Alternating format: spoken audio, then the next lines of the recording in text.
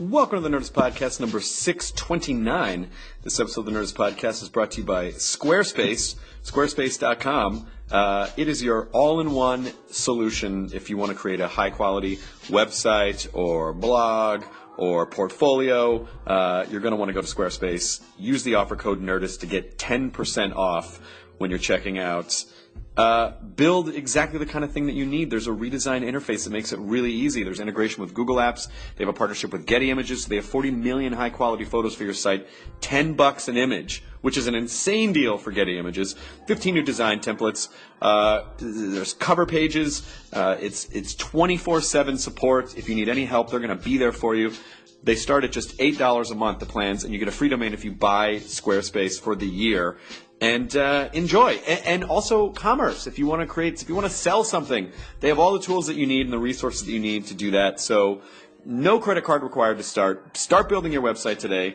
And when you decide to sign up for Squarespace, make sure the offer code Nerdist is in there to get your 10% off on your first purchase. Show support for the podcast and make your thing. Make your thing. That's a way to motivate people, right? Make your thing. Using the promo code Nerdist. Thanks to Squarespace for sponsoring this episode of the Nerdist Podcast. Also, thank you so much if you came out to see myself and April Richardson performing this past weekend in Portland and Denver. The shows were unbelievably fun, and I am super psyched. I was a little nervous going into the Fun Comfortable tour because I just wasn't sure. You know, there were pieces of the set, and I'm like, I don't know if this is working, and it all seems to be working well now, so I feel good. And the next date is February 27th in Chicago. There's an 8 and 10:30 show there. And then March 13th in St. Louis. And then in April and May and June, just a run of dates. Go to funcomfortabletour.com if you want to get tickets and info. The idea of Fun Comfortable is basically, it was kind of inspired by some advice that I got from Mike Birbiglia a couple of years ago, where he said, go to a place where you're not where you're just kind of on the edge of comfortable or just being past comfortable, and then right from there. And then when he said that, a light bulb went off that I have nothing but those kinds of stories where there's just it's like borderline cringy, where you're like, no, why would someone say or do that? And because I've been essentially socially awkward in interpersonal situations for pretty much my entire life. So I just for fun, there isn't any reason for this, but if you have similar stories and you want to post them on Twitter or tell them photographically with Instagram or make a video, hashtag them FunComfortable and let me know. Tweet them at me, and maybe we'll read some on the next time we do a hostful podcast. Which, by the way, we're doing our 5-year anniversary show tonight. 5 fucking years of the Nerdist Podcast. We're just doing a small little show at Meltdown tonight live. So I just thank you guys so much for allowing us to do this for the last 5 years. We really, really, really, really appreciate it. It's been the most incredible experience and given us all the best things we could have ever hoped for socially and career-wise and spiritually. I have learned, and I continue to learn from our guests and from you guys. So thank you so much. We will post that this Friday. We'll post the live 5-year anniversary podcast. It's just going to be a hostful. Tom Lennon was almost going to be in it, but he ended up having to go shoot something in Vancouver. So it's just going to be a hostful podcast, just us and a bunch of Quements, and we'll celebrate the 5 years. This episode is Nick Kroll. The final season of Kroll Show is on Comedy Central Tuesdays at 10:30. So watch that there. And again, thanks to Squarespace.com for sponsoring this episode of the Nerdist Podcast. Use the offer code Nerdist to get 10% off your first purchase at Squarespace.com. Here's Nerdist Podcast number 629 with Nick Kroll. A three-peat! Now entering Nerdist.com.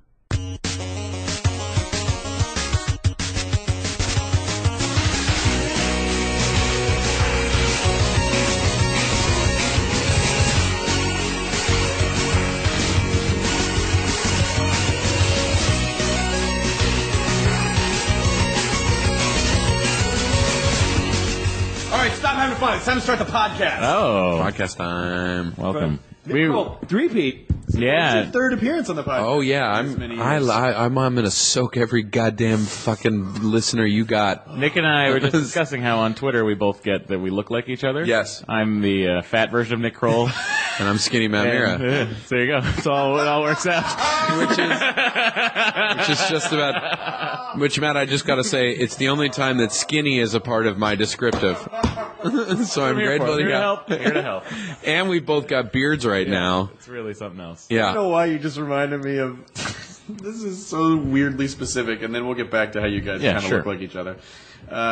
Is the commercial in Back to School where Rodney Dangerfield has the Thornton Melons, like the tall and fat shop in the news, and he goes, "Because if you want to look skinny, you hang out with fat people." I don't know. Yeah. It just made me think of that. That commercial is amazing. That movie is, by the way, have you watched that movie recently? Not in the last couple of years, but I do enjoy it. It's hilarious, but it's like, it's so crazy because he's not acting. He's just doing jokes. He'll be like, my last wife gave me a headache, which means, I can't do a Rodney Dangerfield. Yeah. And then, like, the older professor who he's in a romantic relationship with is like, "Oh, Thornton." That's Sally Kellerman, yes. It's Sally Kellerman. He's like, he's like, the only head my ex-wife would give me is a headache. Yeah, that's right. Thornton, you're They hilarious. just wrote around him. Yeah. Like, he just had to show up and be himself, and then they just wrote around Yeah, him and then pretended that he was... They got the act. All they had was the act. Right, you got our DJ, Robert Downey Jr. is fantastic God, in that so movie. good. I wonder what the process of writing that was. If it was like, if I believe Rodney Harold was like, Ramis directed it.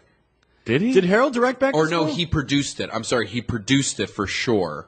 But it's, I wonder if he was like, these are the jokes I want to do. Figure it out. I think so, basically. And then that guy, his son, is like the most uncharismatic guy I've ever seen on film. Well, that's Keith. He's a director. He directs a shit ton of television now, I And think. by that I mean he's one of the great. I'm just glad that he was able to take his talents behind the camera, where because he was in Christine too. He was I think Keith Gordon. Yeah, Keith Gordon. And look at what he's directed. Who else is there? Are a couple other people in there that are. Burt Young. The bad I'm guy. sorry. Yeah, the bully is the guy from Karate Kid. The bullies are Billy Zabka, and Zabka. then William Young, who's in Rocky. Yes. Oh, he plays Paulie. Paulie. Yeah. Yeah. He's the driver / muscle. Yeah, Keith Gordon directed Dexter, The Killing, Masters of Sex, Homeland. Really a lot of Train. stuff where I think your uncharismaticness would be very helpful. And like I said, Listen, Keith, on camera, don't listen to Matt Myra and smaller Matt Myra. Chris Hardwick thinks you're Smaller great. Matt Myra. Don't listen to Matt Myra and Matt Miretta. Miranito. Sí. Sí, ¡Ay, Dios mío! Yo soy más Miranito. I am all on board for you. Yeah, that's right, because he had a run of a couple movies in a very distinct period of time, and then just started directing. I think a lot of those guys smartly are like, what am I doing? Like, why am I being a straight man to Rodney Dangerfield? Like, why don't I go direct constantly and go make a pile of money and not deal with any of this? Well, personally, I think as if if you're just an actor, you're sort of hoping like, I hope I age in the right direction to keep working. Yes.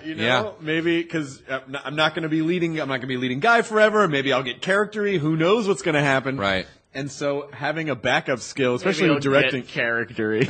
Well, but you look at like the Timothy Busfields of the world who like goes and directs a bunch versus like the guy who looked like Michael Bay. right?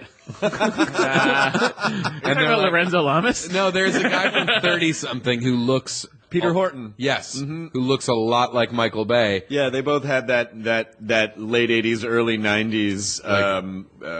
It was the Fabio, The blonde shag. the locks. Yes. And then I guess there was already Michael Bay, so Peter Horton couldn't go direct. Fuck. Maybe I'll get more Michael Bay. Maybe I'll. Because that's how directing works. Like, we already got one guy with long blonde hair. You can't. We already have our weird egomaniacal guy who's afraid of.